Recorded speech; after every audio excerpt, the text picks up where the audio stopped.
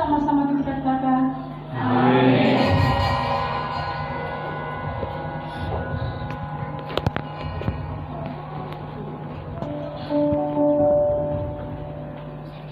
Dipersilakan duduk kembali. Ketika Roh Kudus surati setiap kita, tentu dengan kekuatan daripada Roh Kudus, kita siap memuji Tuhan. Amin. Amin. Mari sama-sama kita nyanyikan pujian kita, terpujilah nama Tuhan.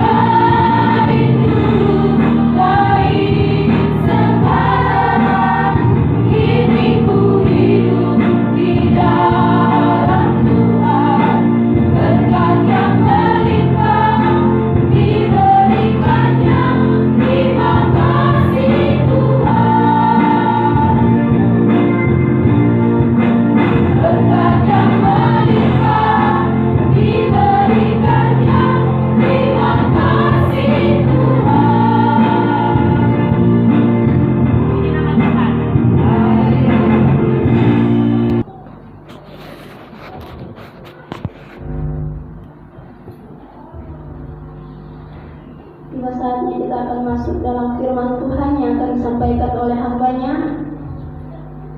Namun sebelumnya kita akan nyanyikan pujian apapun yang terjadi.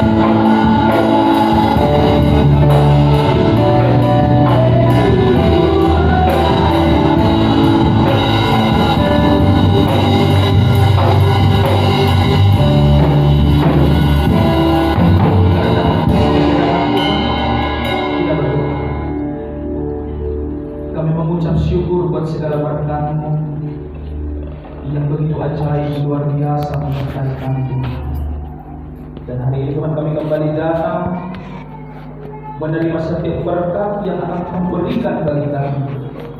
Biarlah kiranya Tuhan kami hidup dalam ketundukan hati. Kami tetap setia melakukan setiap kehendak-Mu dalam seluruh kehidupan kami. Ajar kami Tuhan untuk kami senantiasa mengerti akan setiap rancangan-Mu dalam hidup kami.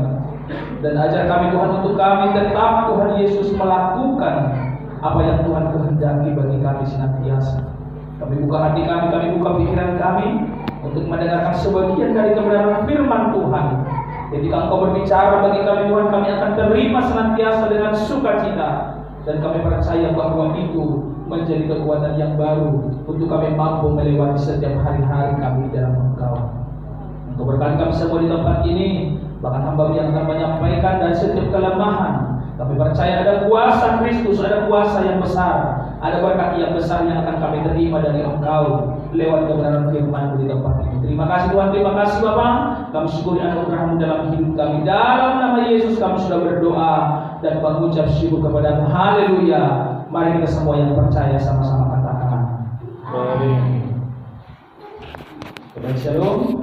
Shalom. Sekali lagi shalom. Shalom. Yang diberkati Tuhan dalam satu minggu ini, mari lambaikan tangan. Haleluya, Tuhan Yesus sungguh dahsyat luar biasa bagi kita. Amin. Amin. Kita bersyukur, kita berterima kasih kepada Tuhan. Dalam waktu ini Tuhan kembali memberikan kesempatan bagi kita untuk menikmati setiap berkat-Nya. Bahkan lewat kebenaran firman yang singkat ini akan senantiasa memberkati hidup kita. Dan saya percaya ketika kita datang membawa setiap pergumulan kita, maka akan ada jawaban yang luar biasa yang akan senantiasa memuaskan hidup kita. Mari kita buka bersama-sama Alkitab kita dari Yohanes 4 ayatnya yang ke-35.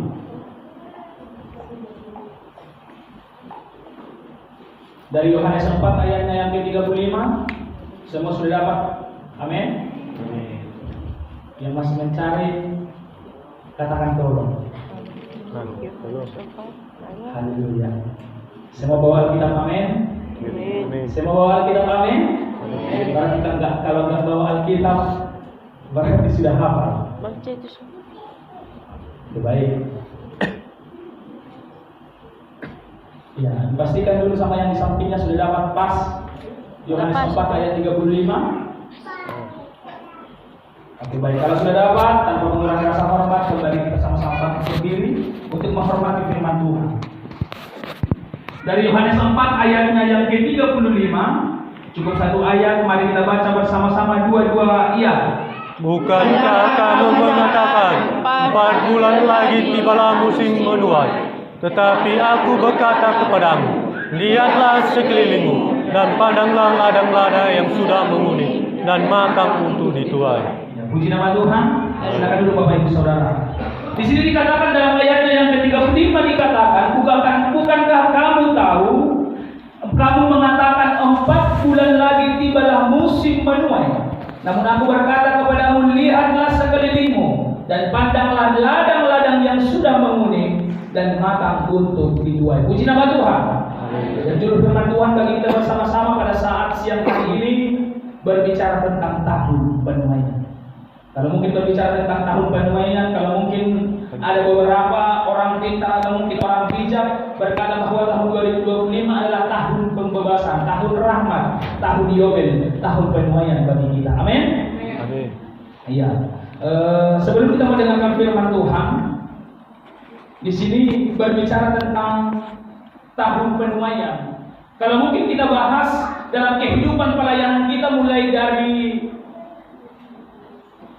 kalau dikatakan 9 tahun yang lalu, mungkin kita melihat keadaan gereja kita masih mengontrakkan begitu.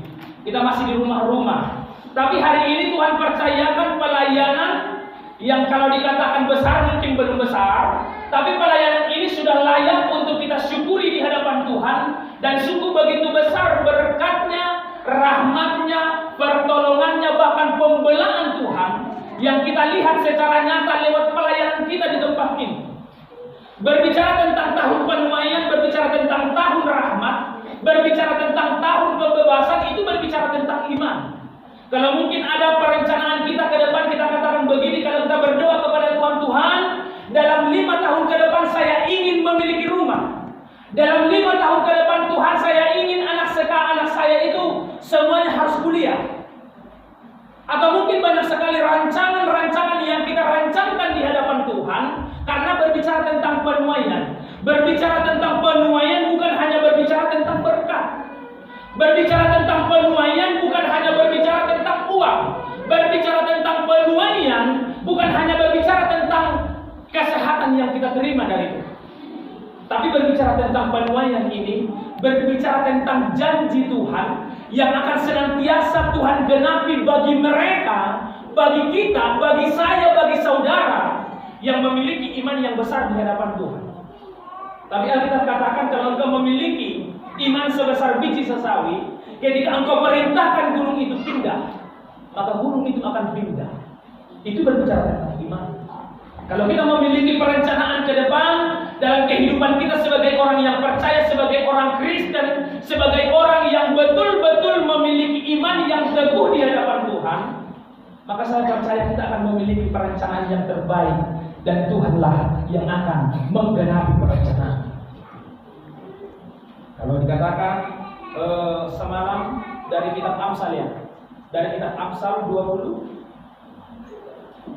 dari Amsal 13 ayatnya yang ketiga dikatakan kalau hati kita lurus, kalau kita memiliki hati yang bersih, kalau kita memiliki yang namanya hati yang jujur, maka Alkitab katakan sampai di ayat selanjutnya dikatakan segala rencana kita akan digenapi oleh Tuhan. Cukup simpel sebenarnya. Jadi kalau ada seseorang bertanya begini, Amang Pendeta, atau mungkin dikatakan begini, Amang, bagaimana supaya setiap apa yang saya kerjakan berhasil? Hanya satu jawabannya, hati kita lurus. Kalau kita memiliki hati yang lurus di hadapan Tuhan, kalau kita memberikan hati kita untuk senantiasa diproses oleh Tuhan, maka segala rencana kita akan digenapi oleh Tuhan. Amin. Sehingga di sini dikatakan dalam kitab Yohanes, dikatakan Yohanes 4 ayatnya yang ke-35 dikatakan, bukankah kamu mengatakan 4 bulan lagi tibalah musim menuai? Kata menuai ini berarti harus ada menabur. Bagaimana supaya kita menuai berkat Tuhan? Maka tentu kita harus menabur. Kata menabur ini ada kerja keras, ada pengorbanan, ada harga yang harus kita bayar dan harus kita berikan kepada Tuhan sebagai persembahan yang terbaik supaya kita bisa menuai. Jadi kalau secara dunianya Aminang, kalau bahasa sehari-hari dikatakan kalau kita tidak menabur, namun kita menuai, itu namanya mencuri. Kalau kita tidak menabur namun kita menuai dengan harga yang banyak,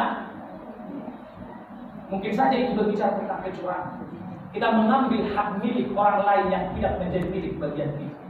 Tapi kalau kita menabur di hadapan Tuhan, sekecil apapun mungkin yang kita tabur, namun ketika kita memiliki hidup yang benar di hadapan Tuhan, maka kita akan menuai itu. Begitu juga dengan sebaliknya. Jadi makanya Alkitab katakan, bagi orang Kristen, bagi orang yang percaya, bagi kita pengikut Tuhan, hukum tabur-taburan itu berlaku. Jadi kalau yang baik yang kita tabur, maka yang baik juga yang akan kita terima. Tapi kalau yang jahat yang kita tabur amanginang selama kita hidup di dunia ini, maka yang jahat juga yang akan kita terima.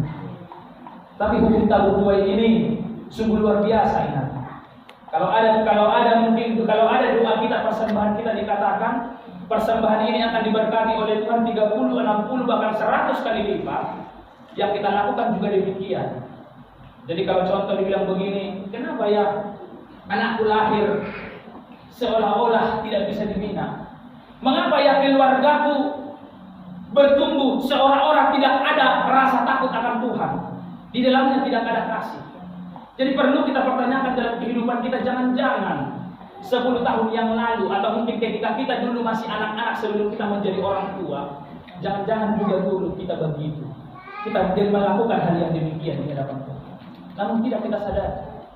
Sehingga di sini dikatakan yang pertama dalam Yohanes 4 ayatnya yang ke-35 dikatakan bahwa tibalah waktunya kita akan menuai. Kata menuai ini di sini dikatakan berbicara tentang penuaian, ada 2 objek. Yang pertama penuai dan yang kedua yang dituai. Kalau penuai ini berbicara tentang hamba Tuhan, berbicara tentang penginjil, berbicara tentang seorang yang menyampaikan firman. Ketika saya sampaikan firman ini hari ini kepada jemaat Tuhan, itu berbicara tentang taburan. Berbicara tentang taburan yang kita sampaikan kepada banyak orang atau mungkin lewat kehidupan kita. Tapi pertanyaannya, apakah hanya tugas hamba Tuhan? Apakah hanya tugas seorang pendeta? Apakah hanya tugas seorang yang memiliki yang namanya jabatan di gereja? Tidak. Tapi memberitakan firman ini tugas semua orang yang mengaku percaya kepada Tuhan. Pertanyaannya, sudah berapa banyak jiwa yang kita bawa kepada Tuhan? Bahkan di ibadah komsel kami kemarin, hari Selasa kemarin, saya katakan begini, sudah seberapa banyak inang yang diterima kebaikan dari Tuhan? Saya katakan, jemaat Tuhan katakan, sungguh banyak aman. Berarti tidak ada dong alasan kita untuk tidak bersyukur kepada Tuhan.